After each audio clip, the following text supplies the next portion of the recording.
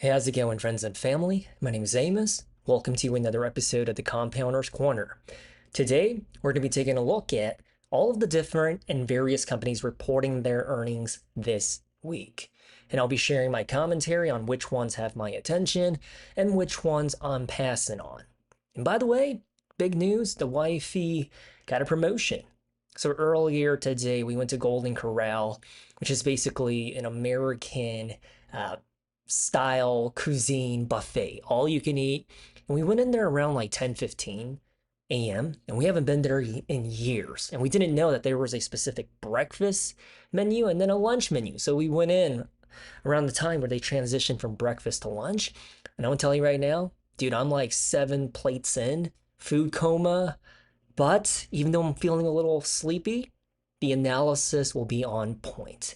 And it's going to be a pretty interesting week. So, on a high level, here are the biggest takeaways from this week's earnings. And number one, we have the AI infrastructure and memory names, such as AMD on Tuesday. This graphic is trash. It is terrible. But Tuesday right there. SanDisk on Wednesday. Also Western Digital and Arista Networks. And then there's also the burger chains, McDonald's on Tuesday reporting. It's a compounder that's a part of the public portfolio series. And then there's also Wendy's on Friday, which as of recently, they were a part of a short squeeze. I'm not a fan of Wendy's, the stock, even despite the rumor of a private buyout, because if you take a look at their numbers and their fundamentals, it's not convincing. Now, the food itself is pretty good. It's not healthy, it's good. But as a business operation, no thank you. And then we also have the pharmaceutical giants, such as Pfizer on Tuesday, Merck, Eli Lilly, and Novo Nordisk.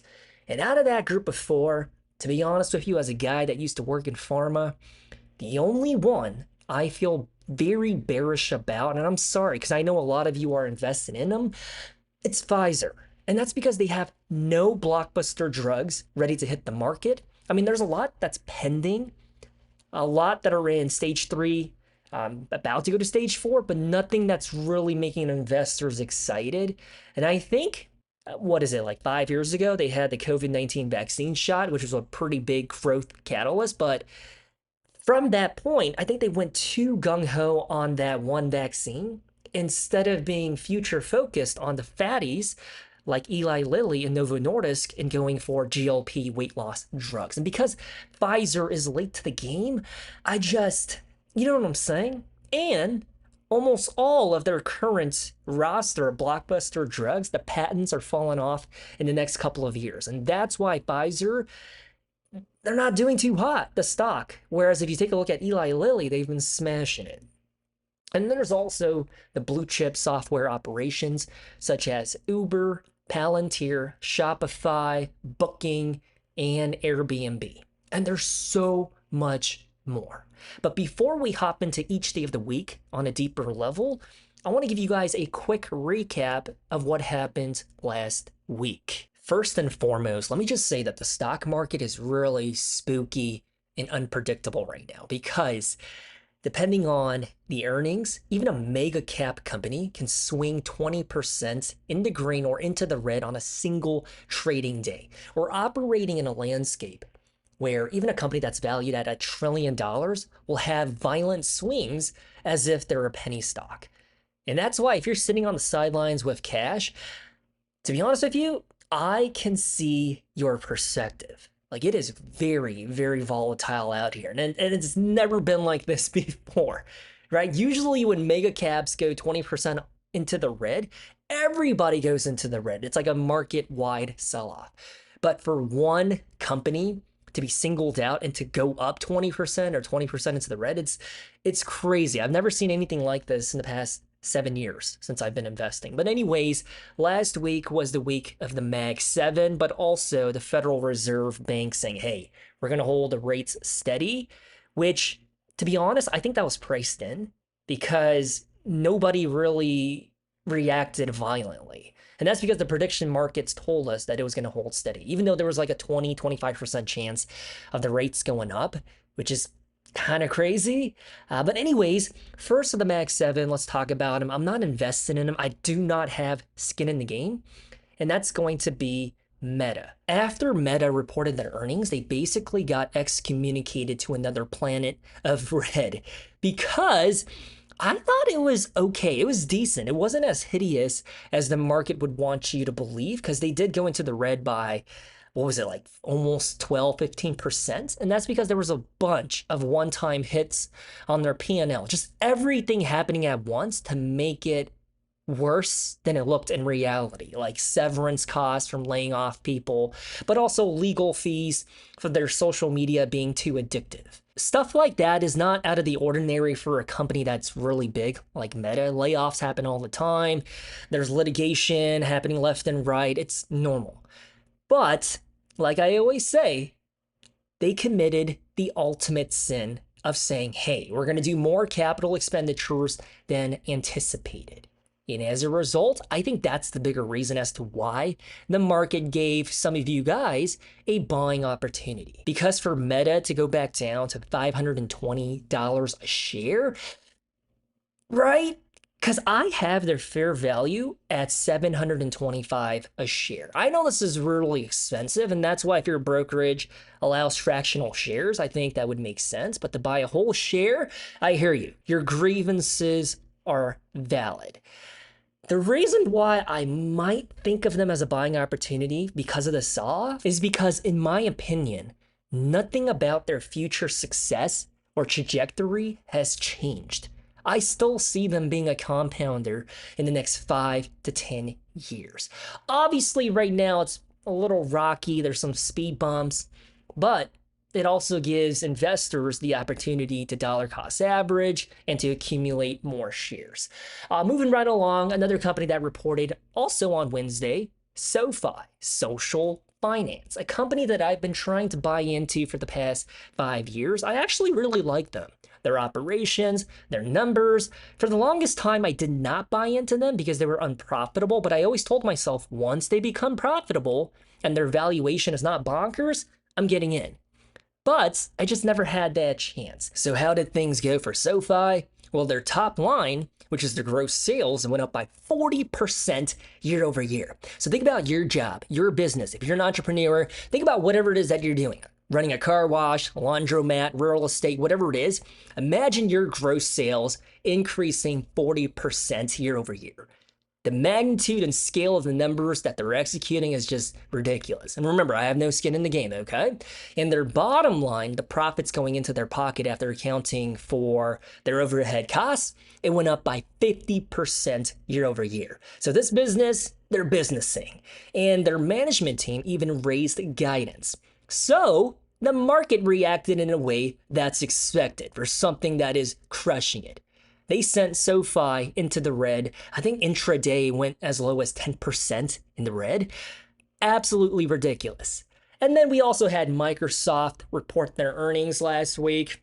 Dude, I'll be honest with you, Tuesday going into Wednesday, I had trouble sleeping. I was super nervous because on one hand, I was optimistic based on what SAP said the week prior, saying like, hey, our business is thriving because of AI. And that sent the entire software landscape into the green.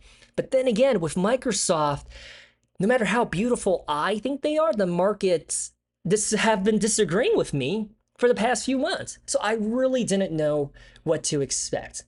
And they're a core position in my portfolio. So obviously, very anxious, very nervous, but they delivered the strongest earnings I've seen in 2026, coming from a mega cap. Obviously, there are some penny stocks out there that, post triple or quadruple digit numbers across all of their fundamentals, growth percentages. But for Microsoft, dude, it was so beautiful. And as a result, believe it or not, their stock surged. I think intraday it went as high as like 19, maybe 20% on a single trading day. And then the next following trading day, it went further into the green. Now, even if you're not invested in SAP or Microsoft, I'm telling you right now, you owe them your gratitude and love because they're saving the entire software landscape. Because if the big caps are doing great and are giving guidance and narrative and commentary like, guys, we're thriving because of AI, that's going to help everybody else out. If they hinted at struggling, resistance, or negativity, I guarantee you the entire software landscape would have sold off. So thank you, Microsoft, okay? And another one, I'm not really sure if you guys care about them. I care about them, and that was Altria, ticker symbol MO. They reported on Thursday. In my personal opinion, I think they're a dividend compounder, because if you take a look at their CAGR and their total return, it's pretty juicy. However, for their earnings on Thursday, they reported lackluster results, subpar. And consequently, they went in the red by 9%. And to make it worse, they reduced their full year guidance, and I still think it's a good buy and hold at the right price. I'm kind of glad that they sold off because I want to buy shares of Altria, but I do not want to pick up shares when they're sitting at 65 or 72. Historically, they're at a fat valuation and a fat trading premium baked in right now, and I don't want to do it. But if they do sell off some more, don't be surprised if I say, hey guys, I picked up shares of Altria. I really like this one and their dividend profile. And then last but not least, last week, obviously there are so many more companies, but just to keep it succinct, we also had Reddit, ticker symbol RDDT. And in my opinion, I thought it was one of the biggest overreactive emotional sell-offs last week out of the ones that are featured on this graphic. And the concern surrounding this one is everyone will just use AI to summarize whatever it is that they're looking for instead of logging into Reddit. And that goes for every website. Why would someone want to click something when Google, Gemini, or Bing, or Safari by Apple, they can just summarize whatever it is that you're looking for? And to a certain degree, I can see why that narrative persists, but I disagree with that. Because even with AI optimizing search results, as a guy that makes YouTube videos and interacts with people in the community, the YouTube comments section, in my opinion, is alive more than ever. Obviously, there are some bots and some fake people. I go ahead and just report them and delete their comments whenever I see them. However, I feel like between you and me, for every 10 comments that I get, I think about 9 come from genuine, authentic human beings that shower naked. The other 1 out of 10, usually a bot. And I always put in the legwork to just delete whatever nonsense they post on my videos. And that's why you never see bots on my videos, unless you're one of the early commenters. And think about it like this, right? People don't go to Reddit or YouTube just for raw facts, unless you're watching a tutorial video, or if you're trying to change the engine air filter for your car and you're just gonna need to look something up to tell you steps 1, steps 2. You don't need to watch a long-winded video. Obviously, for stuff like that, it makes sense. But for the most part, we go to these communities for interaction, for real human perspective. We don't care what an AI robot thinks, right? We want unfiltered opinions, people who talk about sweaty nipples and maybe even respectful debates. So AI can summarize information, but in my opinion, I mean, I could be wrong. I don't think it'll ever replace genuine community and relationships. I mean, Japan might disagree with me, because when I lived in Japan, I always read the news headlines, and it was getting kind of weird out there. There were folks that were marrying AI bots, or even human-sized pillows and everything. But I digress, because I think it's a cultural thing in Japan. I can't really see that becoming mainstream in Europe or in North America. On the other hand, a valid concern. So Reddit did have a lot of red flags and speed bumps. A valid concern for their sell-off is that their daily active users in the United States actually slipped quarter over quarter from 53.5 million down to 53.2 million. So 300,000 less users. And that matters, okay? Hear me out. Because in the US, each user with their IP address in Connecticut or California, they bring in roughly $11.85 in revenue. Whereas when you think about an international user from India or Kazakhstan or Ukraine, usually about $2.26, according to their own 10K. So international growth, it might be good for the headline numbers and earnings reports like, hey, we grew our international audience by 40%. But when you think about the math, right? The American users obviously pay the bills and it helps them to increase their profit margins. But having said that, I'm going to keep Reddit on my watch list because if they drop further into the red, I might jump in. But at 140, I don't think so. I think they're slightly overvalued, maybe even flirting with fairly valued. If you don't know what Reddit is, it's basically an online forum community where it's text-based. When I was in high school in 2004, 2005, 2006, I used to go to a forums for lacrosse. And so when you think about all the niche interests and hobbies out there, Reddit has every single community integrated in their ecosystem. So now there's a lacrosse subreddit on Reddit. You know what I'm saying? If you're interested in reading books, in the past you might have gone to a book reading forum, but now you'll just go to Reddit into one of their various book communities. And on the topic of last week, some videos that were recently uploaded onto the channel include my updated thoughts and price forecast for Microsoft, and then number 2, a video explaining why I bother putting in the time and energy to do this series. What you're listening to or watching right now, the Compounder's Corner, go and give those a look if you haven't already. And now let's go ahead and take a look at each day of the week. If you're a friend of the channel or if you follow this series closely, then you know that Mondays, usually boring, nothing too crazy, but 135 companies are reporting their earnings on Monday. Tuesday is 317, Wednesday is 477. So I'm going to speed run this because otherwise this video might be 5 hours long. So I think the biggest heavy hitting name is going to be Palantir, market cap just shy of $300 billion. The expectation, friends and family, that is a tough pill to swallow. Wall Street, they want to see their revenue go up by 80% year over year. I mean, obviously it's a software company, so they might be able to pull it off, but this right here is more concerning. 106% growth in their bottom line per share year over year. If they come in short, or if they come in just meeting that expectation, they're going to sell off. Now, if I take a step back and just tell you what exactly is Palantir, to be honest, nobody really knows what they do. I just, on a high level, understand that they sell software for the intelligence agencies in the 3-letter departments in the government, but also for the military. And they also sell software to spy on all of us and to track our data. And that's why there are some vocal folks out here saying this is a very unethical company.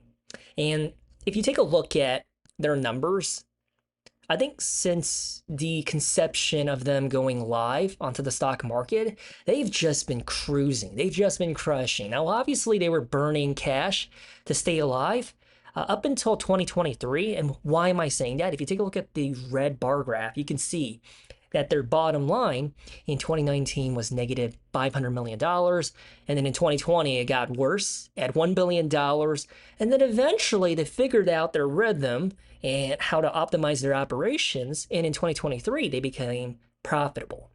And ever since then, they've just been amplifying the growth in their numbers. So up until this point, the trailing 12 months, their top line has been growing by 67% year over year, and their EPS has been growing by 286%. So I guess if we go back to their expectation, I suppose it's not too wild.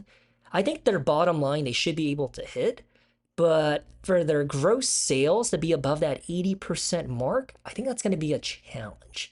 Then again, they have been crushing it with the government contracts because they primarily make their money from the United States taxpayers. But I think what's important now, what Wall Street wants to see is what is their commercial revenue growth? That's the most important metric. Now, if we jump on over to the metrics tab, I think we might be able to, yeah, right there. So the lighter blue color is the government contracts. It's looking pretty good, $2.8 billion. And the purple or off blue. I don't know what color this is. Okay, it's like a slate gray. That's also been growing at a pretty juicy rate. So if for whatever reason, after the midterm elections, if their funding gets cut for this block of blue, I think the commercial segment should be able to make up for it. At least that's what Wall Street is thinking, and I can agree with their line of thought. Because if the certain political party decides to cut funding for Palantir, they are going to feel the pain in this block, but if this one makes up for it, I think they'll be more than okay. And that's why their stock has been taking a hit for the past, what would you say? Since, what is this, high in November of $207? I think the markets have been pricing that in, but also that's when the entire software landscape has been selling off. Now, for the longest time, Palantir did have a trading multiple of like a 400 or 500. And I always said they're high quality. I like them, but they're too expensive. And I don't want to be a hypocrite because I do follow GARP, growth at a reasonable price. So I always said, like, if Palantir does go into a PEG ratio of around a 1 or below, I would be interested in them. And I think they're finally going into that territory because their forward PE is a 77 and the growth in their EPS is 286%. So valuation-wise, believe it or not, for the numbers that they're executing, they're not too expensive anymore. And I know one of you might throw rocks at me by saying, oh, hold on, buddy, their PE ratio, I know. But the growth in their numbers justify this valuation. I think they could also go up to about a 200 here and a 100 here, and they would still be slightly undervalued. So Palantir, they are on my radar, but it's a very controversial company. And I try not to go near companies that are polarizing and where so many people hate them. But the numbers, right? The numbers and the data speak volumes for how good their operations are. So this is one that I'll pay close attention on Monday. If they sell off, I wouldn't mind buying in, but a little risky. And then there's also, honestly, there's so many freaking companies on Monday, right? There's McDonald's, there's a bunch of oil and energy players.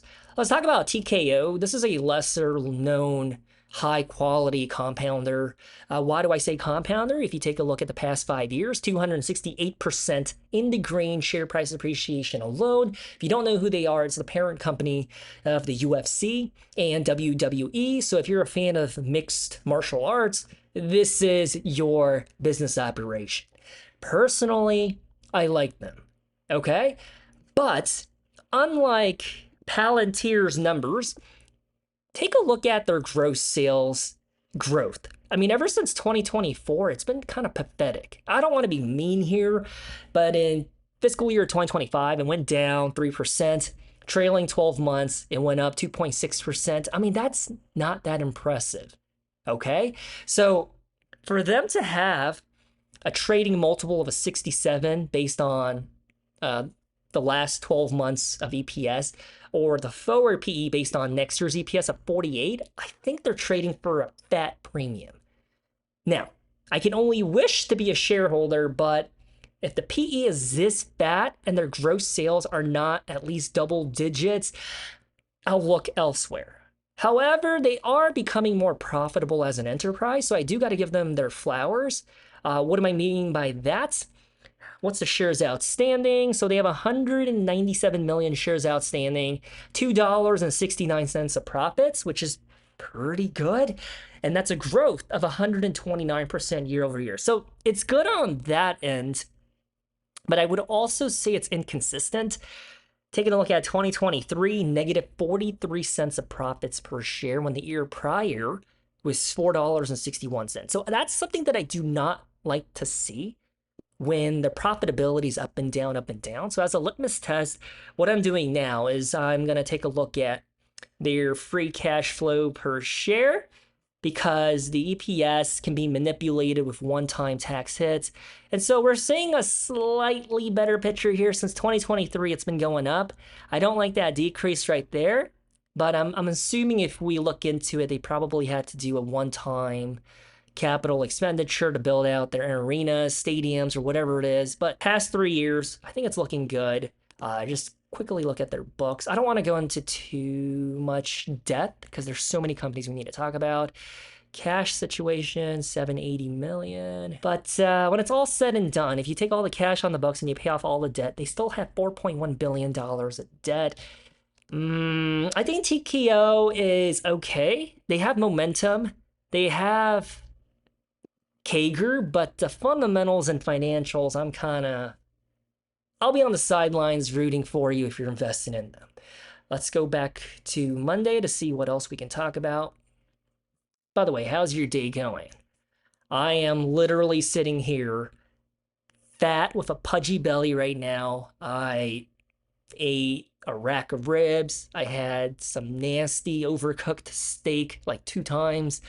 I had like 4 plates of mac and cheese. Dude, it was so good. Golden Corral is one of those few places where you can spend $13 and eat 7 plates. And in this economy, let me tell you, man, that's such a blessing. That's a blessing and a half. But anyways, we also have Tyson Foods, the protein, poultry. I think they're player number 2 in terms of market share. I think the number 1 poultry meat seller is a Brazilian company. I always forget the name of it. Obviously, as an American, I can't be on top of every international business, but there's Tyson, there's Clorox, and my gosh, the expectations non-existent. The markets are pricing in for their revenue to go down by 4% and their EPS to go down by 42%. So as long as they don't roll over and croak, I think everything else should be priced in, especially considering they have been selling off, going from their high of 127 down to 95 as they are right now. Previously, they were a part of the compounders portfolio, but I sold out of them because when I bought them, it was right here at the end of December at around $99, $95 a share. And when they had that absurd surge at the beginning of the year, I just said thank you for your service, and I just capitalized on my gains. Now, Clorox, I do like them.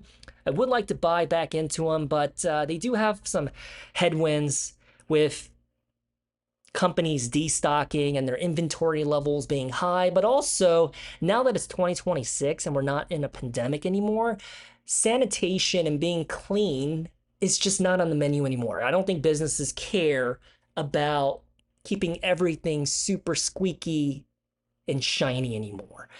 But then again, I think Clorox, think about the CPG landscape, I think they're okay. They're boring, but they're okay. I think I gave them a C-. I think they're decent, but you're not going to wow or impress anyone with their CAGR, at least for the next 10 years. And then let's see if there's anything else. There's Hess Midstream, which I think they're one of the best dividend paying stocks out there. It's a midstream oil and gas player, and I think 90% of their money comes from just one customer. I can't remember who it is. It might be like BP, someone, just one. And obviously that's a risk, but because they're a midstream oil mover through the pipes, it doesn't matter if there's millions of gallons going through or even a drop of oil, they still make the same amount. And so when the times are good, when the oil prices go up, their contracts don't allow them to surge. It's already set in stone how much they can make. So as long as there's oil moving, and there's always going to be oil moving, they make money. So I guess it's one of the safer investments in energy. I like them because of this right here. A 7.6% dividend yield, 9% dividend growth. As a litmus test, let's take a look at this. Their dividend per share is $3.12 because this one right here says they can't afford it. So this is a company that has a lot of CapEx because they always have to maintain, repair, and replace their pipes. So $3.12. Let me see if their free cash flow says it's okay or not. Free cash flow per share is $6.23. So general rule of nipple, their payout ratio is about 50%, meaning they utilize 50% of their cash flow to finance the dividend. So I think the dividend profile is pretty juicy. Obviously, I would like to see this as a 50% predicated upon the EPS, because I know misinformed investors will say the dividend is not healthy, but based on the free cash flow, that is what finances the dividend, it's healthy. Now, on an accounting basis, the dividends come from the EPS, but it's actually from the retained earnings. Okay, this is not a tutorial video about how dividends are financed. But anyways, Hess Midstream I really like, but I would never jump into them while they're at a all-time historically high valuation. Because oil and gas, very cyclical. To jump in while they're at their all-time highs, it's just asking to get hurt, okay? To get your toes stepped on.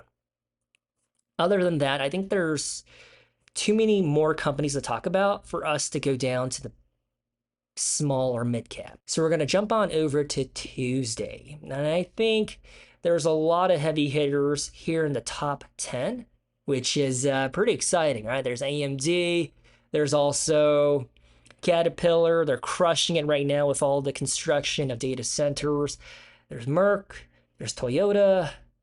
There's Booking, Pfizer, Spotify. So as I'm scrolling, the two things that I'm looking at is the growth expectations for their revenue right here, but also for their bottom line. And I'm seeing which ones where it just sticks out like a sore thumb. So for like Merck, for instance, the expectations are pretty low, even though they've been crushing it. And for some reason, the markets are pricing in that their EPS is down. What is this, almost 90% year over year? So I just want to quickly examine what's going on because they've been quietly crushing it, right? Past 1 year, 59% in the green. Yeah, I think things are slowing down. And what I mean by that is the amount of money, the gross sales that they're pulling in, it's only growing by a pretty small single-digit percentage year over year, right? 60 billion in 2023. To the trailing 12 months is 65 billion, and the growth rate is like a 1 point whatever percent year over year. Nothing to write home about, but they are quietly compounding. So this is a good one, but as a rule of thumb, I try not to invest in my former industry. It's just too much of a boom and bust, cyclical kind of an ordeal. Now, obviously, if you bought into Eli Lilly about 2 years ago, you're a happy camper. But for me to consider jumping into Eli Lilly right now, I just wouldn't be making a wise decision in my own personal opinion, right? Because for cyclical stocks, the whole idea is if you really are gung-ho about the boom and bust nature of businesses, you want to buy into them when they're in the low valley point, right? Because if you buy them during their down cycle, when companies are offloading or buying less of your products or whatever have you, then if you're just patient and you wait a little bit, they'll have that upswing. And that's why they call it cyclical. There are times when it's going to be good, and there are times when it's going to be bad. Why buy into them when the times are good when you know coming up will be a what when the times are bad? So inevitably in the future, it's going to go into the red. Just like with BDCs, I went on record by saying they're probably one of my favorite investments in the stock market. I sold out of them at their all-time highs last year, knowing that rate cuts were on the table. BDCs crush when the interest rates are high. But knowing that there were going to be pending rate cuts, I knew that narrative and sentiment was going to be negative for them. And that's why most of them have been selling off day after day. Not like severely, but they have been experiencing more red than green. So for BDCs, I would buy in them once they go lower in valuation, knowing full well once the interest rates are cut and then eventually they get raised, they're going to experience that boom phase of their cycle. Anyways, moving right along, let's see if there's anything else that sticks out here. Pfizer is an absolute no-no, because not only is the expectation for their top line to go down, but also for their profits to go down. And Booking, I want to talk about this one. This is the parent company of all of those websites that you use to book or request a flight or hotel or lodging accommodations for the thousands of tiny little hotels all over the world, hostels and whatnot. It's a pretty interesting business model. I always thought they did not have an economic moat once Google rolled out Google Flights, Google Travel, Google Hotels. But if you take a look at their numbers, they've still been doing well, right? So I guess my fear and doom, it wasn't warranted, but the last time they reported their earnings, check this out. They fell off a cliff They went from like 200 a share all the way down to freaking 154. And I vividly remember I was in a ramen shop. I mean, I went and ate ramen like once a week in Japan. And I remember monitoring them and thinking like, dang, what is going on here? Should I buy into the dip? And I never did. And I like Booking. I do think they're high quality. I just, based on what I just said about Google and their future, I don't know. I just don't know. Do you know what I'm saying? Usually, when it comes to stocks and investments, you want to have that certainty, that confidence, that bullish perspective. With Booking, it's not that I'm indifferent, I just don't know. And so I would rather play it safe than be sorry. And there's so many wonderful companies in the stock market. I don't have to invest in them, right? So with Booking, I just don't have a dedicated opinion to the point where I will move in one direction. So I'm just not going to buy them nor monitor them. I do think they're good. Yeah. And then there's Cisco, not the IT one, but Cisco with the S. They practically supply all of the food and pre-made meals to restaurants that you love and adore, such as Chili's, such as Applebee's, such as IHOP, and the list goes on and on. Kimberly-Clark, paper-based products, tampons, toilet paper. The Korean Amazon is right here. Coupang. There's Toast. I really like this one. They practically have a monopoly in the restaurant space. They sell software and a kiosk that's a one-stop shop. So not only do they give loans for the restaurants, but it also does reservations. It also helps the restaurant make a digital menu, inventory for whatever supplies that they have or don't have, payroll. Really like them. And if you take a look at what has been happening to them, when the SaaSocalypse happened, they sold off like crazy, right? They went from $50 a share all the way down to 22. But if you only take into account the past 1 month or so, 16% in the green, past 3 months, 13%. So if you do a year to date, I guess if you bought the fear of 22 and they're on track to hit 33, you might be pretty happy with them. Toast is a good one. It's hard to say. Because on one hand, I understand why Pfizer, XYZ, Square, and Shift4 and Toast are all selling off, because I think the markets were pricing in for an economic downturn and people spending less. Like, I get all of that. Or, I guess, what's that other thing that was trending?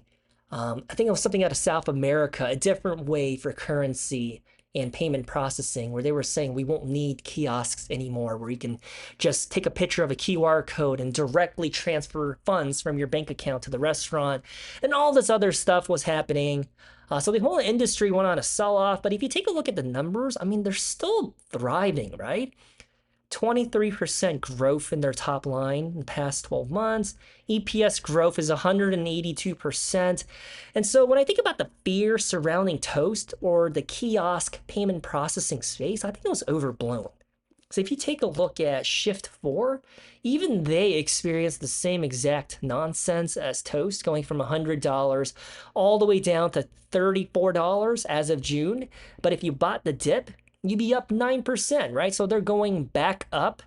And another one would be XYZ, parent company of Square, which today I was at Sam's Club and they were selling little tablets and kiosks for entrepreneurs and restaurant owners. And if you take a look at what happened to them, exact same thing, right? They sold off because of the software sell-off. But if you bought the dip at about 48 or 49 and you see them going up to 81, you're probably a happy camper, 34% in the green. But something that's confusing is if you take a look at their numbers, it's not as juicy. Fiscal year 2025, pretty much flat year over year at $24 billion of revenue. And then trailing 12 months, I guess 2% growth. EPS is hideous. So I don't understand why the market fancies Block more than Toast or Shift4, because their numbers are a lot more juicy. right? And that's why the stock market sometimes it's really confusing. Like Shift 4, they have, I'm not gonna say a monopoly, but their differentiator is they sell their little tablets where you can swipe your credit card in stadiums, movie theaters, venues, concert halls, and places of entertainment. So discretionary spending, their forward PE is a 9. So I think on paper, they're undervalued. But I think on a high level, all of fintech had their valuations reset because if you think about like PayPal and some of the other fintech companies, all of their valuations have been cut in half or by more than 70, 80%. So all of them have low valuations. So at this point with fintech, it's hard for me to put a finger on and pinpoint and say, oh yeah, this one is a screaming bargain. Because when every single one of them have low valuations, I just don't know. Then again, I guess with Toast, their forward PE is a 23, taking into account the juiciness of their numbers. So I guess it's all fair, but how is that fair? Because think about it like this. Any other industry, such as if it was Cracker Barrel or McDonald's, and they were executing 182% growth in their bottom line, or 23% growth in the top line, there's no fat chance that they would be trading for a forward P of a 23, right? It would be more like a 55 or 75. And that's why I'm confused by fintech, and I don't know what to think of them. And that's why I don't have fintech in my public portfolio series. It's hard for me to see what the market is seeing as to why they're downgrading them so much. But anyways, there's Toast. And mind you, guys, I have a food coma beyond belief. Can you imagine if I didn't have a food coma? Right? Anyways, let me drink some water. Give me a second. And scrolling on down here, there's a penny stock, Paramount Skydance. Let's talk about this one for a bit because last week I actually did a deep dive on my own because I was like, man, should I sell some cash secured puts on them? Because it was ridiculously cheap and it would only set me back like $650 because the strike price being $650. But anyways, this is a media giant owned by the son of Oracle's CEO. So the Ellison family, not only do they have a huge stake in TikTok and Oracle and OpenAI, but also, hear this out, okay? So Paramount Skydance, it holds valuable intellectual property, and that classifies them as having intangible, right? Economic moat. So think about the Nickelodeon characters and major film franchises like the Transformers. What else? There's Mission Impossible, and there's Star Trek, and so much more. And they're trying to buy Warner Bros. Discovery. And that's why Netflix had to walk away. And because of their troubles, Netflix was paid billions of dollars from them. And here's the reason why I decided not to sell cash secured puts. Because my rule of nipple is I will never sell cash secured puts unless I am comfortable owning you. Okay? And for me, on a high level, I do not want to own Paramount. I do not want to be assigned shares of Paramount.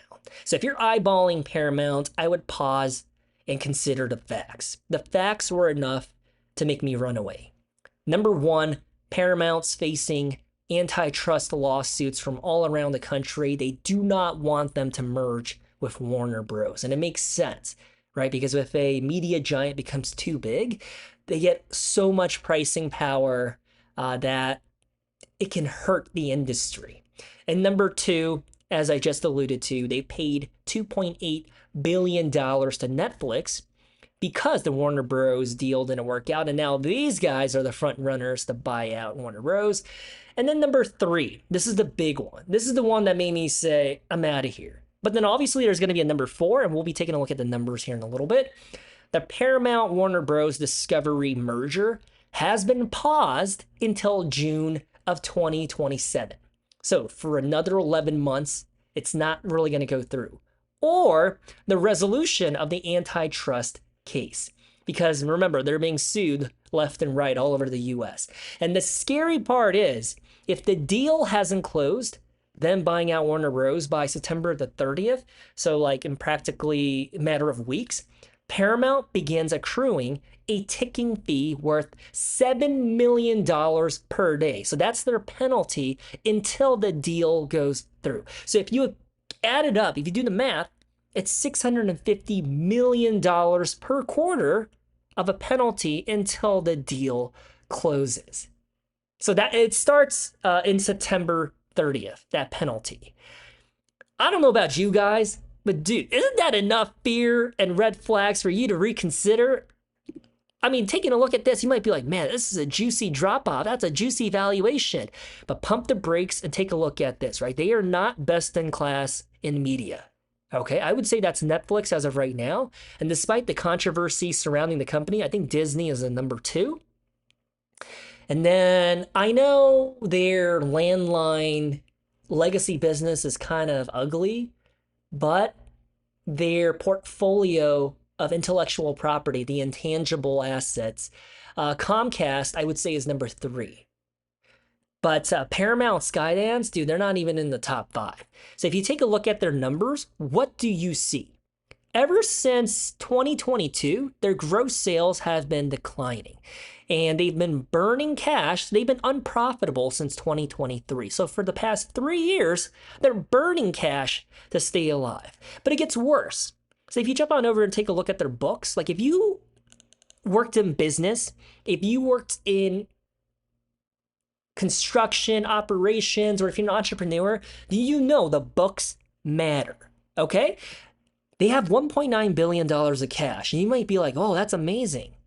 But if you compare that to their total debt of $16.5 billion, this is an over-leveraged company. So when you think about the penalty fees that are coming up in September 30th, and you think about how much money they just paid out to Netflix for their troubles, obviously with the investment bankers that are helping with the merger of Warner Bros., where's their cash flow to afford all of that?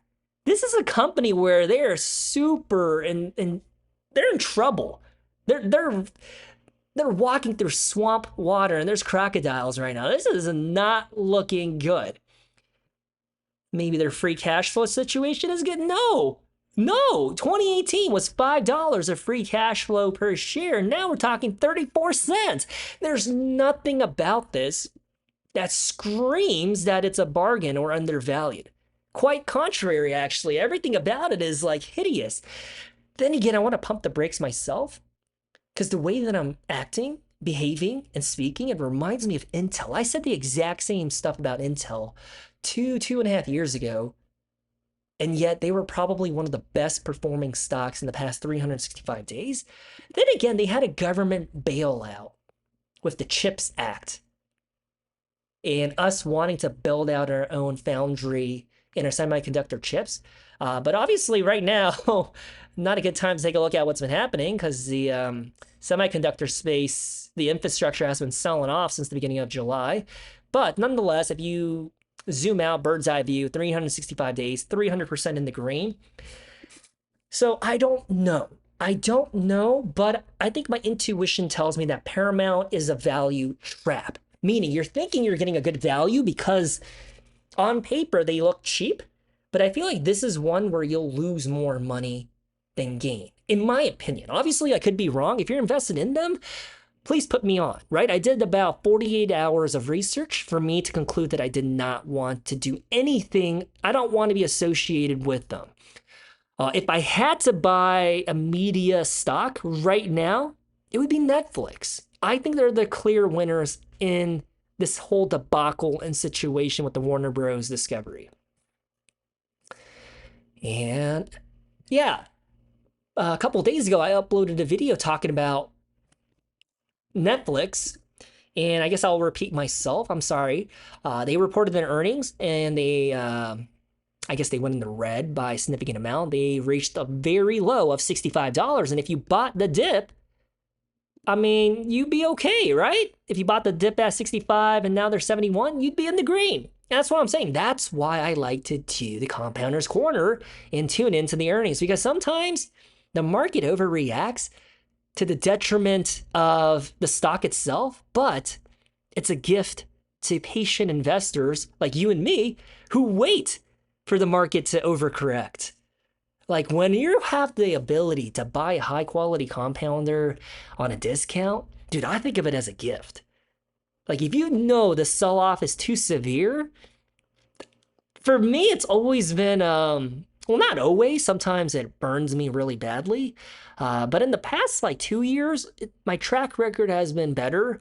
But in 2020, 2021, when the stock market was going through that meme stock frenzy, I did get burned quite a bit. But anyways, buying the dip on a high quality compounder has worked out more than not.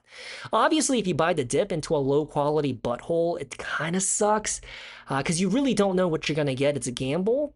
And that's why I learned to distinguish high quality versus a turnaround play. The turnaround play usually has more high risk, high reward, but that high risk portion means you could lose 50, 70% of your capital. That's why for me, if I buy the dip on a high quality compounder, it skews heavily towards my favor, like 80% working out, 20% going further into the red. And I think just by looking at the numbers, such as their gross sales, their free cash flow growth, their dividend profile, it gives you an indicator of whether or not it's high quality. Like if they're hurting, if their margins are being squeezed, if they're over leveraged, if they're issuing more shares, if they have headwinds and their numbers are declining sequentially, then it might not be high quality, right? There's a lot of factors that come into play on when it makes sense to buy the dip. But yeah, I'm scrolling fast because there's a lot. There's Trex, which is a wood composite decking company that I did a deep dive on the channel not too long ago. And I just want to circle back because, yeah, okay, so year to date, they're doing okay, 23% in the green. It's always interesting to circle back on companies that you spend 5 to 6 days sitting with, listening to their CEOs, looking into their products, digesting their 10K to the point where if I were to do an interview with the company, I would get hired based on how much I understand their woes and their ambitions and how to speak like one of them. And then to just forget about them and put them on the back burner and then to circle back, it's always a rewarding aspect. And I think that's what makes investing fun, right? I've become so versed in so many different industries and sectors. It's kind of, I mean, not to toot my own left nipple, but it's kind of fun, right? Like just to understand, at least on a high level, all of the different jobs and operations and sectors. It's just, I don't know. Someone else listening to what I'm saying, they might be like, dude, you're nauseating. You are disgusting. I'm like, what that you think that's fun? Dude, you're an idiot. I get it. I think it's fun. And then there's Stride, which they basically sell online curriculums for private schools, but also K through 12 public school systems. And this is one that I monitored heavily at the beginning of the year when they went on their sell-off because they fudged their books or something like that. And they went from 150 down to $60. And I didn't pull the trigger because I was scared. I was like, ooh, these scandals sound kind of scary. In hindsight, I kind of wish I bought the dip. But you live and you learn. Because I think at the time I was thinking, well, hold on, a company that makes online curriculum for schools, it's hard to feel bullish about that. But then again, from my understanding, I have a few friends that quit investment banking and they pivoted into education tech. And I never understood why, but I guess I could show you the numbers are pretty good, right? Like right here in their gross sales and in their bottom line growth, except right there. I would say a 1% growth is not good, but leading up to that, it's pretty good. Education tech, I think there's a lot of money to be made. Because I think as the world becomes more modern and everyone becomes more advanced, I think everyone wants their child to become better than them. Right? And to become educated is one modality in order to become a more successful adult. It doesn't matter. I'm not talking about college, right? I'm talking about if you're dumb as rocks, your prospects in life become lower. Like what you can do to make a living, the doors are limited. But if you're well-versed and you're educated, like you can set yourself up for success. It doesn't matter if you're in Romania or Ghana or Singapore. Becoming more educated, and I didn't say you needed a formal degree to say you're educated. I'm saying in any pipeline, just to become more educated helps you to be a differentiator in a workspace, right? Even in HVAC, even in the trades, even as a truck driver, just to become better at what you do allows you to get promoted faster, allows you to make more money, allows you to transition into a management role, whatever it is. And so education tech for me, I like.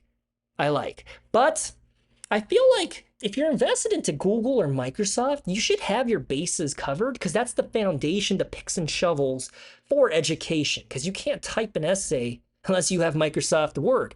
You can't really throw down a curriculum as a teacher. Like if you have kids that are in elementary, middle, or high school, then you know a lot of classrooms use Google, the Google Office suite, so Google Slides and everything else. So, and that's why in the past, I used to not like the idea of investing in big tech. I thought of it as being lazy. But the older that I get, the more I understand that by investing in big tech like Amazon, Microsoft, and Google, you really do cover your bases. Now, I wouldn't go as far as to say go 100% of your net worth into Amazon or Google, but I've changed. And that's one thing that I really like about myself is in my life, I've met a lot of individuals where they're set in stone. Like once they develop a certain personality trait or a perspective or an opinion, nothing can change their mind. Even if there's information that contradicts and shows them objectively they are wrong, right? You've met people like that too, right? They're hard-headed. They will never change their perspective, even if the facts and statistics show them like there might be a better way, or actually what you're doing or thinking or acting or speaking or listening to is not good for you. It doesn't matter for them. One good thing about me, even though I'm a man that lacks in many different ways, is I've always been receptive to new information. Like if I learn to do something a different way and it's better or optimized or more efficient, I will change the way I do things. Because I think it's insanity to repeat a process and expecting different results that are good if you don't change the ingredients of that formula. Does that make sense?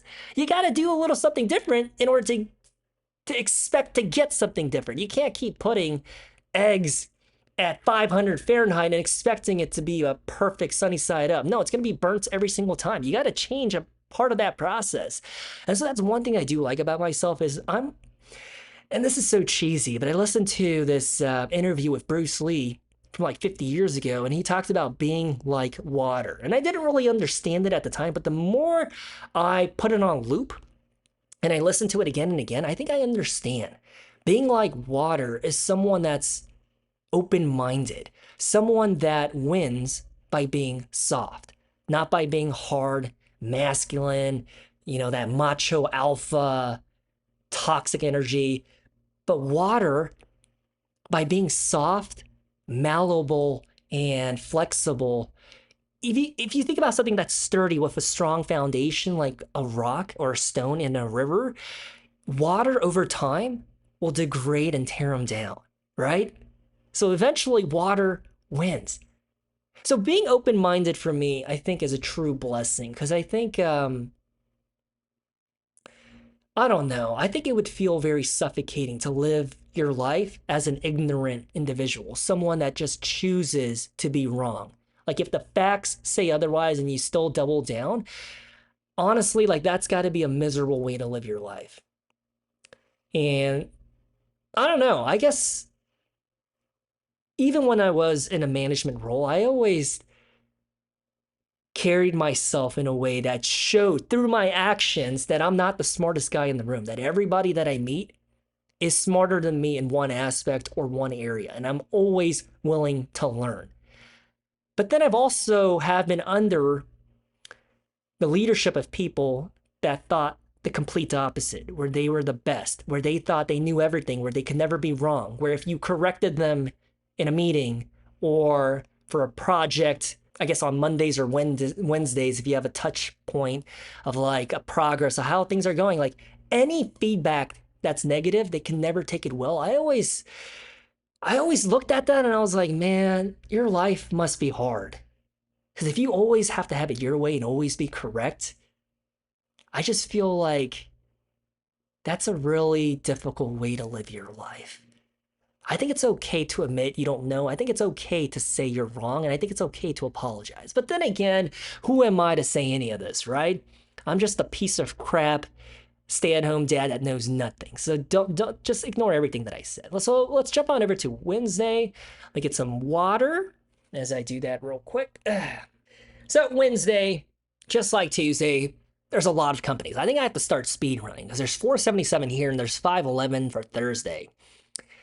A lot of the heavy hitting pharmaceuticals are reporting. There's Disney. Yes, I truly do think they're player number 2, but I really hope they stop getting political with their media.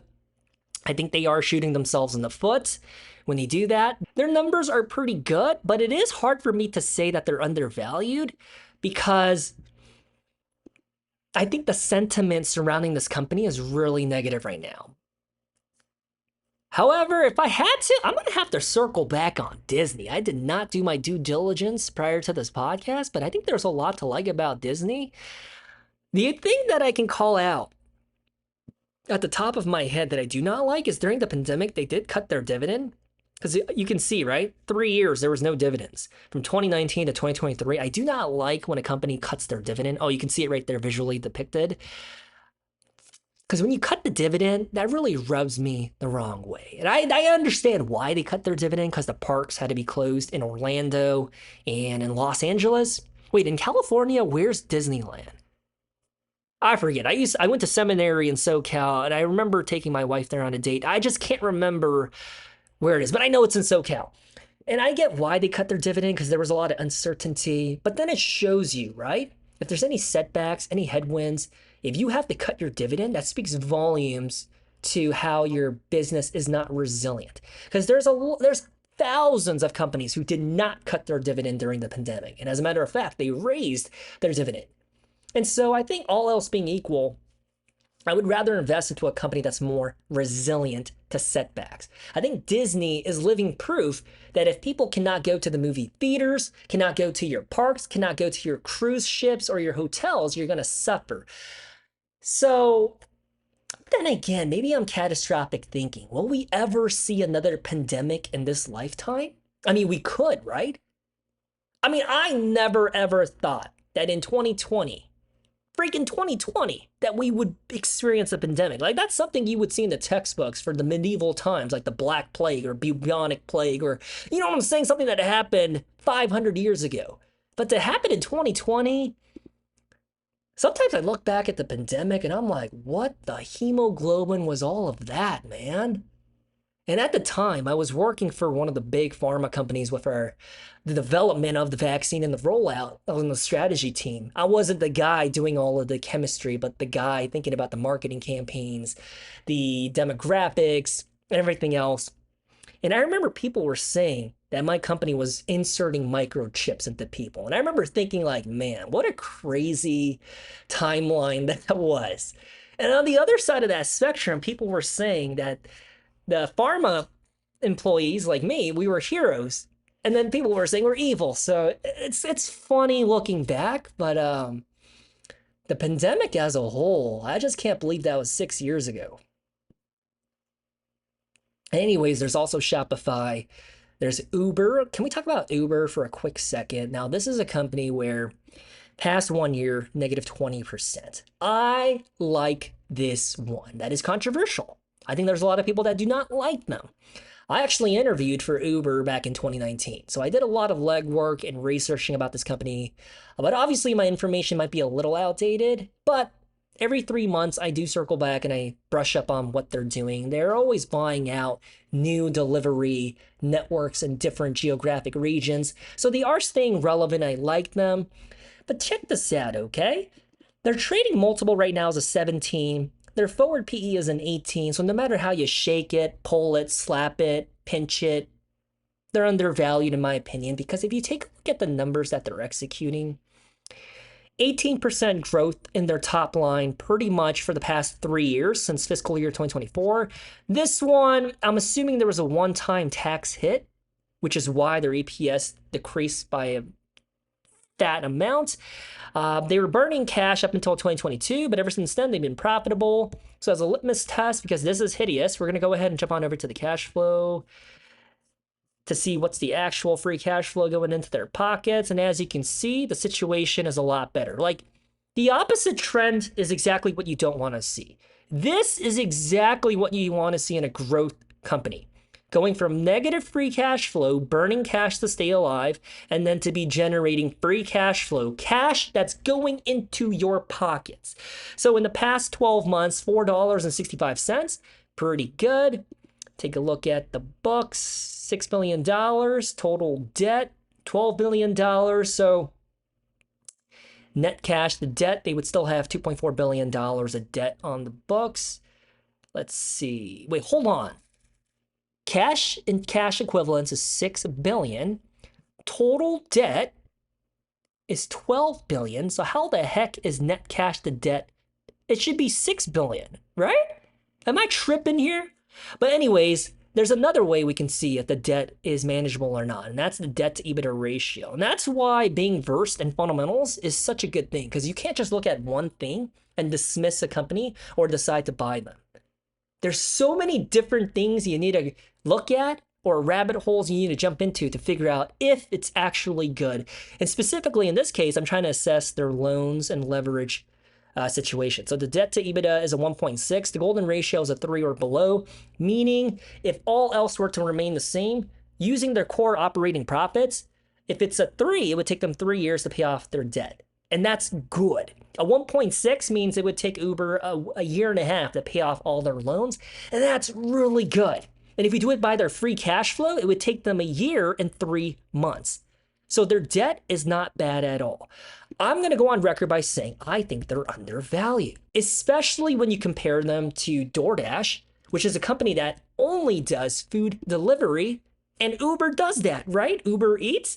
Their trading multiple is a 93, and their forward PE is a 35. So double that of Uber. While at the same time, if we compare Uber to their closest competitor in Lyft, and they only do rideshare, transporting people from point A to point B, then their forward PE is a 9, and their PE ratio is a 2. So I think what's weighing down Uber is their rideshare portion of the business, not necessarily the food delivery. I think the food delivery is what gives them that 18.9. And I want to see the breakdown of their revenue by segment. So right now, what I'm looking at is the various lines of business to see is everything growing up and to the right. I think, let me see. I wonder what is categorized as other. I guess it doesn't really matter. There's nothing. So Uber Freight was actually a pretty good growth driver up until 2023 of January, and then since then it's been declining. That's not a good situation. Delivery of food is a pretty good growth driver. Mobility, I'm assuming, is the transportation of people. That's been pretty consistent in the numbers. It looks pretty good. Let me see if we can do it like this. Go to financials and click on key performance indicators and take a look at it this way. Yeah, see, you see, for Uber, the United States, that's what pays the bills. $27 billion from the US and Canada. Take a look at Asia, it's only $6 billion. Europe is pretty good at $16 billion. Latin America, $3 billion. That's okay as well. But their total, let's see here. Gross trip bookings is pretty good as well. Monthly active, I think that was the biggest reason for their sell-off, right? Am I tripping, or is this the one?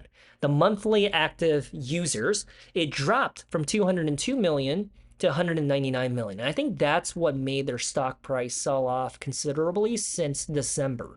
I think the markets are pricing in the idea that there's less people using Uber because of the economy or what have you. But I think the bigger reason for Uber right now, for why it's so negative and red, I think the markets are pricing in autonomous vehicles eating their Subway sandwich for lunch.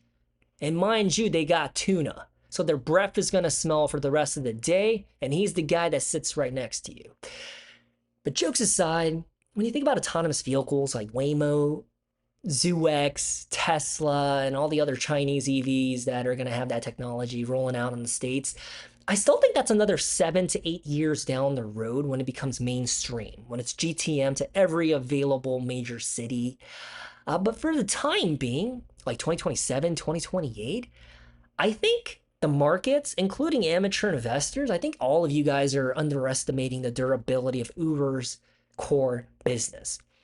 Because when you think about the markets and geographic regions they operate in, they're not going to have autonomous vehicles for a long, long time, right? I think when we think about Seattle, New York City, Boston, San Francisco, obviously they're going to be eating Uber's lunch.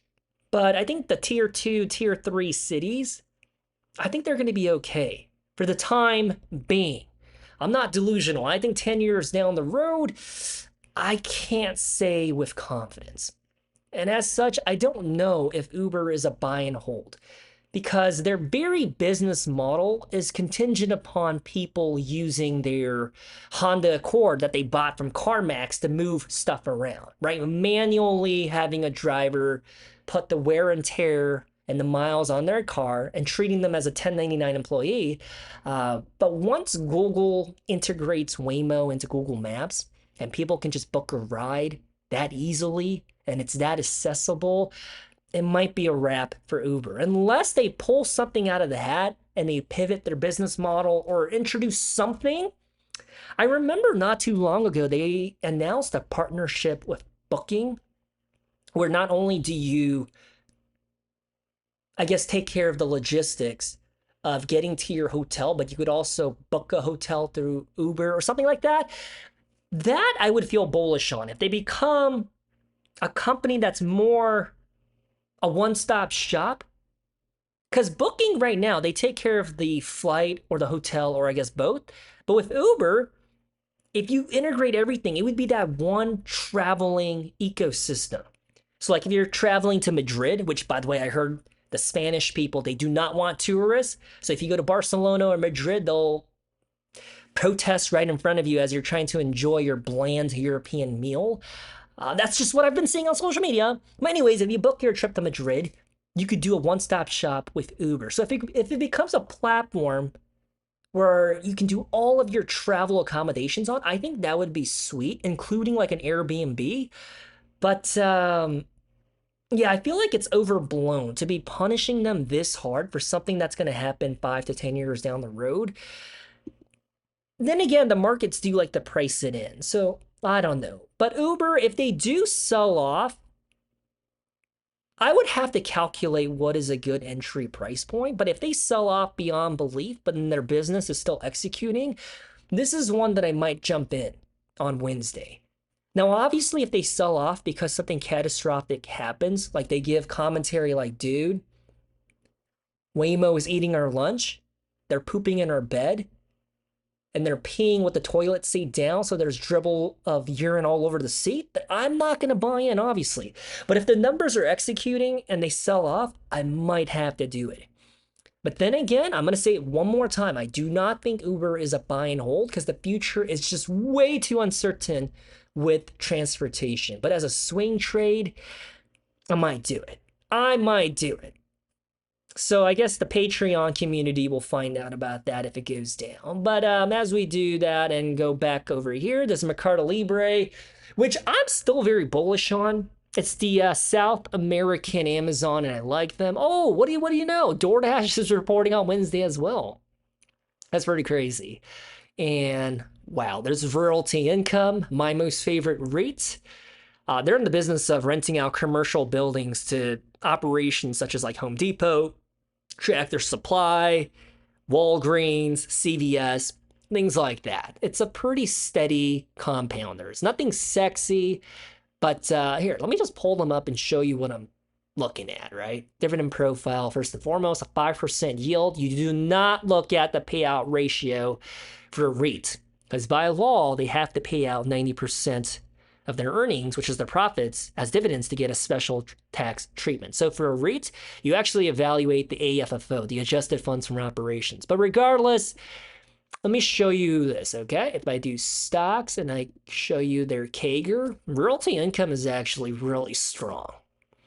And let's just go ahead and compare it to, I don't know, what's something else that's a comparable.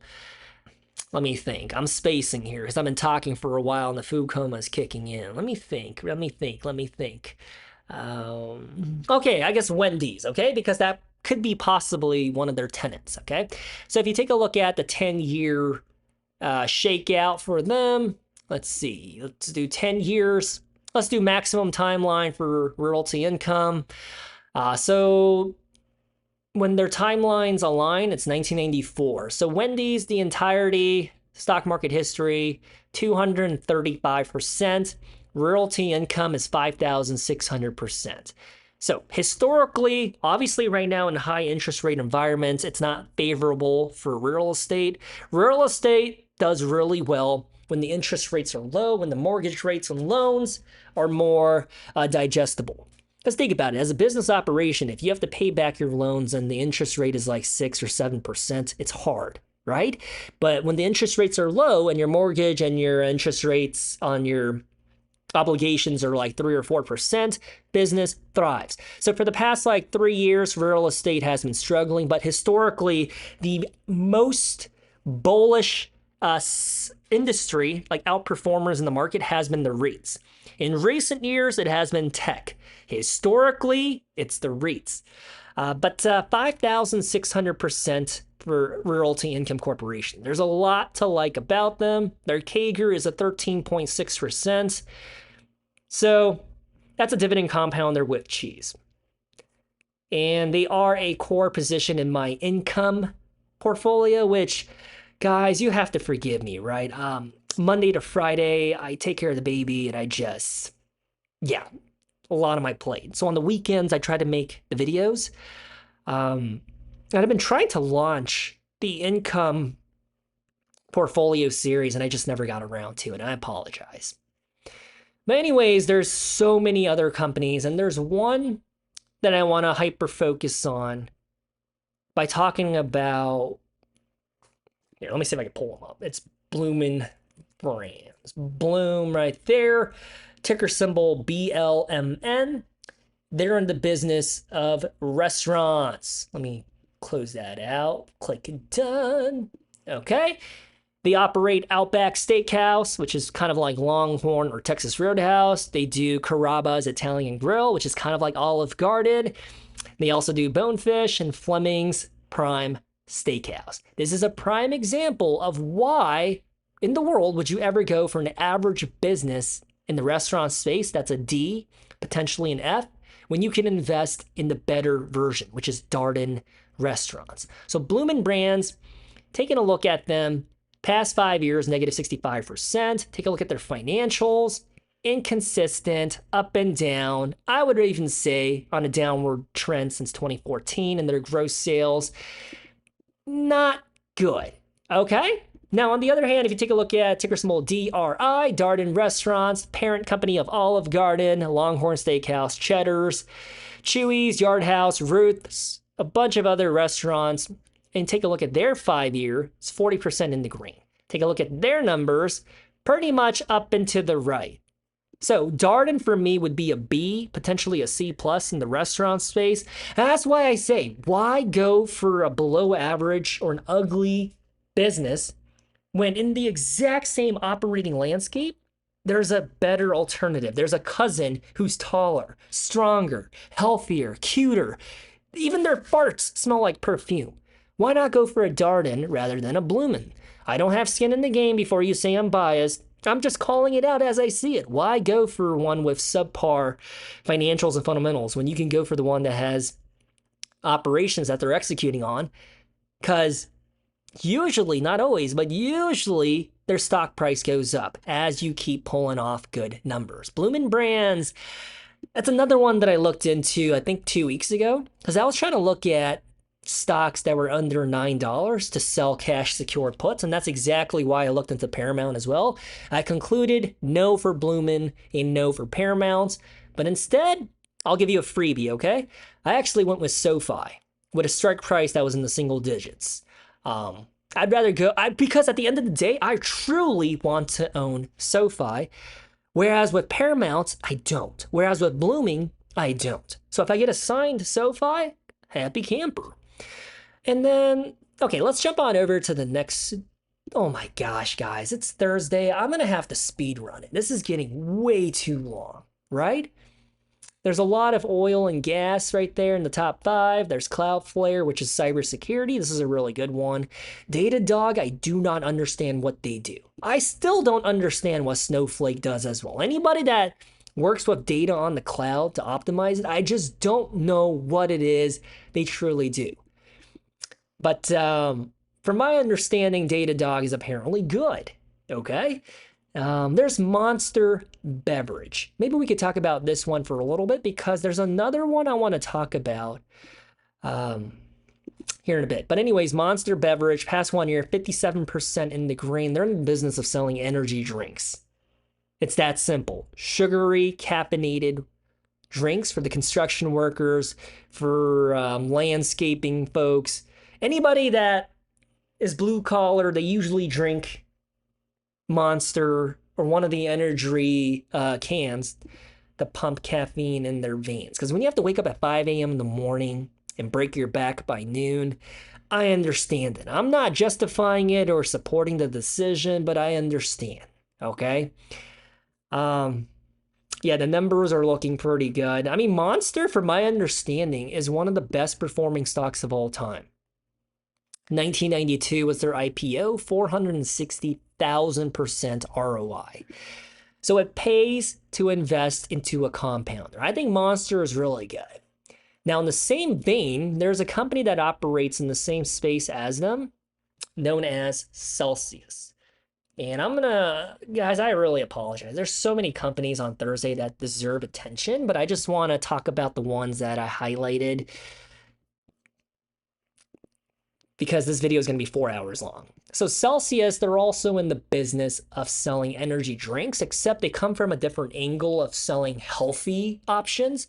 But they also have the super sugary stuff because they just bought out Rockstar, which is pretty much the exact same thing as Monster. It's really bad for you. I mean, it gives you caffeine, which makes you more alert, but the ingredients are not too good. And Celsius, unlike Monster, if you take a look at the past 1 year, negative 37%. Past 5 years shakes out to about 28%, which is not the worst, but I mean, it's a far cry from what Monster has been experiencing. Now, Celsius, what's kind of interesting about them is they've been selling off really hard, as evidenced by that, leading into this earnings because investors are petrified. They're worried. They're concerned of private label brands pumping out their own energy drinks, such as Costco's Kirkland. They pumped out an alternative that looks, feels, and tastes just like Celsius, and I get the fear and uncertainty, but I feel like it's unfair because Monster does the same crap and their stock's booming. Whereas Celsius, here, let me show you their numbers. I don't want you guys to think that I'm just pulling a rabbit out of my butthole. Like, Celsius is pulling some numbers that are phenomenal. Phenomena. Like 2021, 300 million.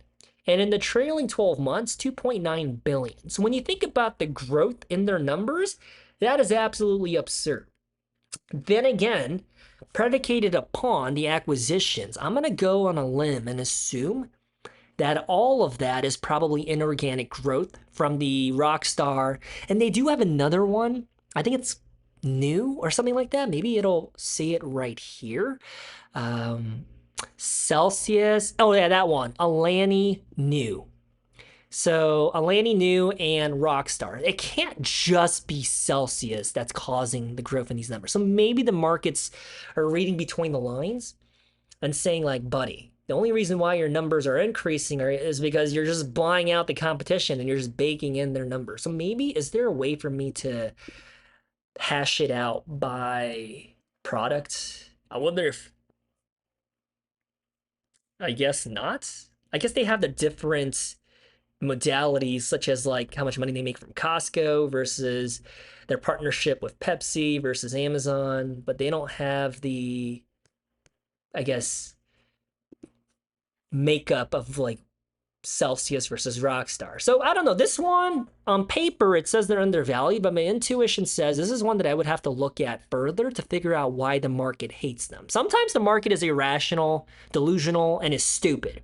They misprice compounders all the time, such as Microsoft or SAP in the past week, right? They were treating them like they were going bankrupt when Microsoft were crying out loud. Let me just pull them up right here. Break it down on a quarterly basis. When Microsoft, they were printing $90 billion of cash in 90 days. The markets were behaving like, oh, Microsoft's a has-been. It's a dying company. And I kept buying the dip. I was like, are you guys stupid? Are you seeing what I'm seeing? Because like in the past 5 days, 21% in the green, right? And that's why I can't say that the markets are efficient all the time. I cannot say that the markets are rational and the markets are logical. And so I need to think about that.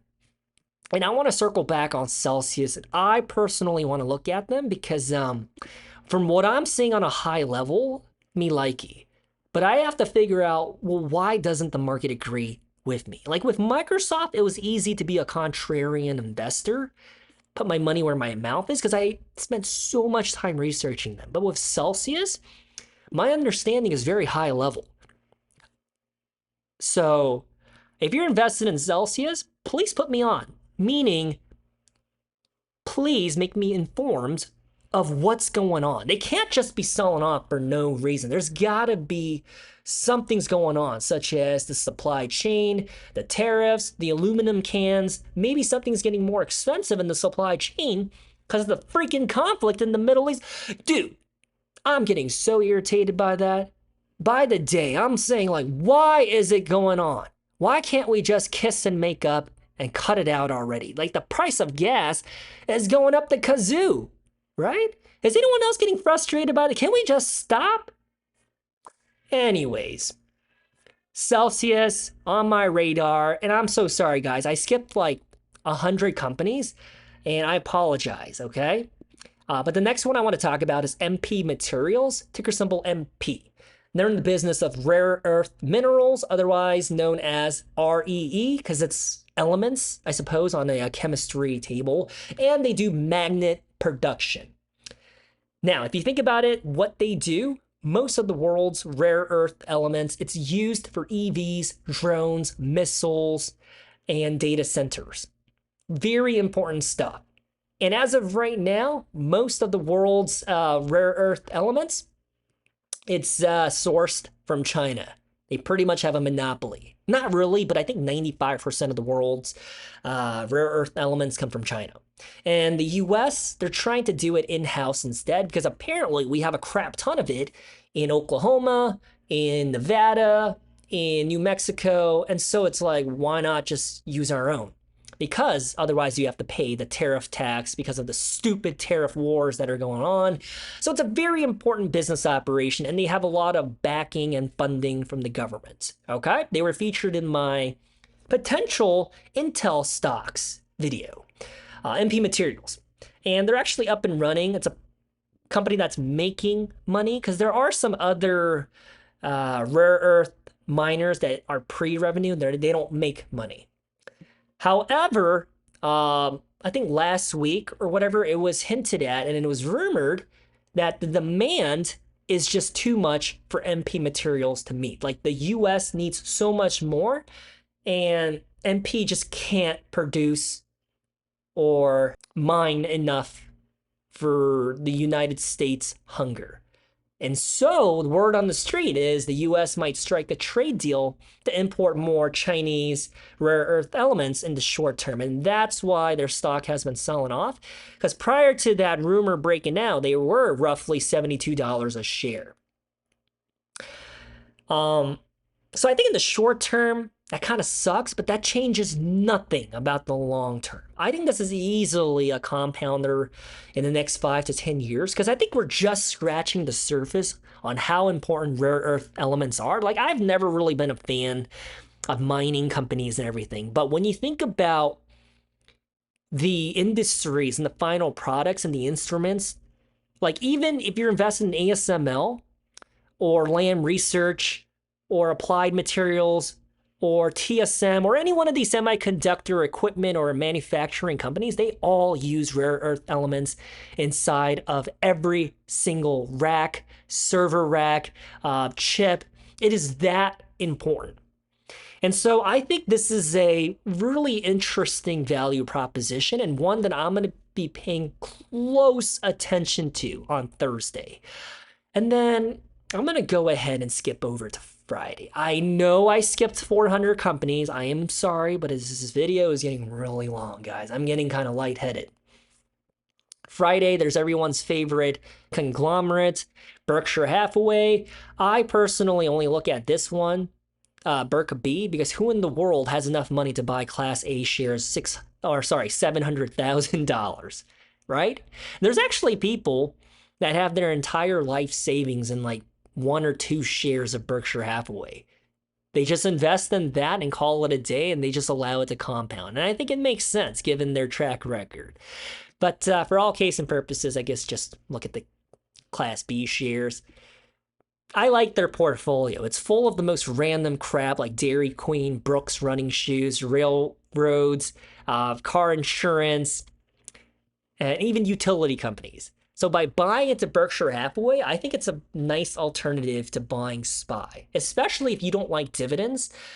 Berkshire Hathaway is a really good alternative, but they have been underperforming because year to date is 1.7, whereas meaning your money would have only grown in the past 8 months by 1.7%, while at the same time, SPY was 9.5%. So yeah, kind of tough for them. But other than that, utility company and PPL, I remember they used to do the UK and Pennsylvania, but that was back in like 2019. I used to be invested in them in 2019, but I don't know what they're still doing these days. I have not looked into PPL in years. But yeah, there's a lot of noteworthy companies like Under Armour and everything else, but I want to talk about Oklo, ticker symbol OKLO. Now, past 1 year, negative 48%. This is a company that builds small nuclear energy reactors for the hyperscalers data centers. So they'll have one in-house as a backup power generator or as a main source of energy. It makes sense in theory and on paper, but it's all speculation right now because it's a pre-revenue business. So unlike MP Materials, how earlier I was saying that it's already driving meaningful revenue, if we take a look at their P&L for Oklo, you will notice there is no top line. Top line is the gross sales, like how much money you make before you deduct the overhead costs, such as insurance, rent, SG&A, like how much you pay your workers. They have none of that. They're just losing money. They're burning cash to keep the lights on. Now, me personally, as a value investor, I need to see the financials and fundamentals and the data pointing in the direction that you're a compounder, or at least that you have the potential to be one, for me to consider you being a part of my portfolio. So for Oklo, even though their future makes sense, it's a pass for me. I want to see them at least make $1 of money. They're not making any money. They're just full of promises with no deliverables. And the reason why I'm very cautious is because I remember during the pandemic, there was a lot of smoke and mirror SPACs and startups that were full of promises and underdelivered, and every single one of them went belly up. Like off the top of my head, my tiny little brain, I've been talking for so long, I think of the EVs. There was Lordstown Motors, there was Canoe, there was a few other EV car manufacturers where their stocks were pumping even before they made a single dollar in revenue. Once the interest rates went up and they were no longer able to borrow basically free money, loans with an interest rate of like 2%, they all went belly up, every single one of them. And I think that taught me a lesson that I do not want to buy a business unless I know you're actually a business. Because at that point, anybody can just pretend to be a nuclear energy provider. Because you're not making money. Like anybody can make those promises. But to actually generate meaningful revenue, like that's when I know you're serious. And that's when I know as an investor, I want to consider you. But Oklo for me is a pass. Okay? If you're invested in them, I mean, it makes sense because the future does look bright and maybe I'll regret it. But yeah, it's a no go for me. And having said that, that's another Compounders Corner episode. I hope you enjoyed it, right? I always have fun doing it because if you hate the fact that I do this, if you complain that it's too long, I mean, to be honest with you, man, I would do it regardless, right? Maybe I don't upload the video, but this is what I did in the past every single Sunday. This is just what I do to prepare for the upcoming week so that I can take advantage of stocks when the market overreacts. Because you can't seize the opportunity if you don't know which ones to be eyeballing.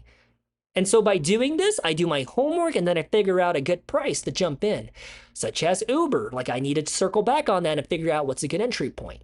But anyways, I don't I think haters, it's the minority, right? I think a lot of you guys appreciate the content. And so to y'all, I say I appreciate you for hanging out with me because I consider you guys my friends. So having said that, if you want more content, feel free to join the Patreon. Other than that, stay safe. Good luck in the stock market. And I love you guys. Make sure you do the right things this week. Control your temper. Don't let your emotions make you act a fool. Okay. See ya.